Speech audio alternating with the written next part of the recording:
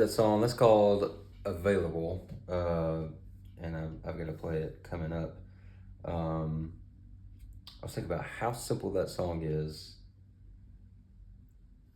and how difficult it is for me to play because I'm so used to adding frills and runs and rhythmic things, especially rhythmic things like uh,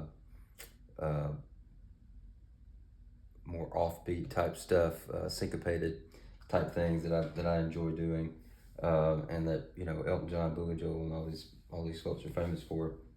But I thought too, like how great of an exercise and something I regret honestly starting out playing piano because I was pretty late in getting into the piano world, but I went straight to that live stuff. I went to the really fun stuff. I went to a lot of that kind of really upbeat, exciting things. But what a great foundation it is to learn studio albums. And I've heard countless session musicians uh, that's what they did. They just learned, if they're a guitar player, they learned every guitar part of all these studio albums growing up. Keyboard players learned, piano, B3, synth, of all these great studio albums. And what a great foundation because, number one, it's not as much on your plate, honestly. If you listen to, like, my transcription of Goodbye Yellow Brick Road, it's simply this.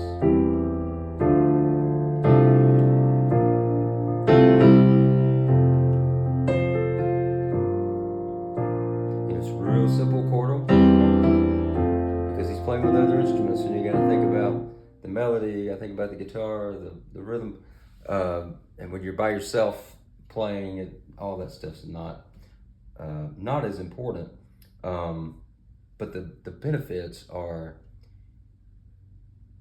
you don't have to think about so many frills and so much movement on the keyboard that you can really nail down a song a lot quicker if you learn the studio album version as opposed to a live version, but also learning to play with other people and how the piano fits in if you're playing with a band, if you have the privilege of playing in a band, learning where the bass part sits and not stepping on that, learning where the guitars sit and not stepping in that, kind of staying in your lane. Because in studio albums you have to. If you're playing with a band, it's a lot more important to get a great mix and blend with other people than it is putting on a show like a solo performance. Which again, I still love those, and that's what the vast majority of my transcriptions have been and what I've kind of studied growing up. But I would encourage you, and it's something I'm probably going to start doing more of coming up in the transcription world. I'm going to do some more studio albums because I think that's really, really important.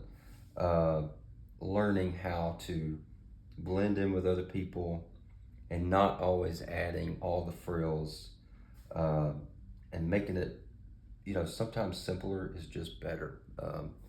Not always having syncopated things. And this super simple,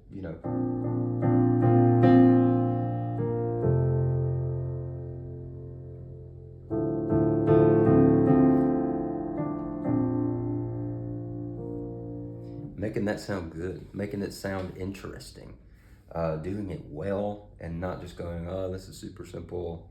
Who cares, what it sounds like, but your touch and the feel and the rhythmic accents and where you lay off, where you swell a little bit, have a little bit of a crescendo and decrescendo.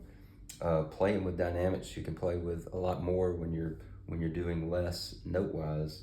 You have more opportunities to explore musicality in different ways. So I encourage you,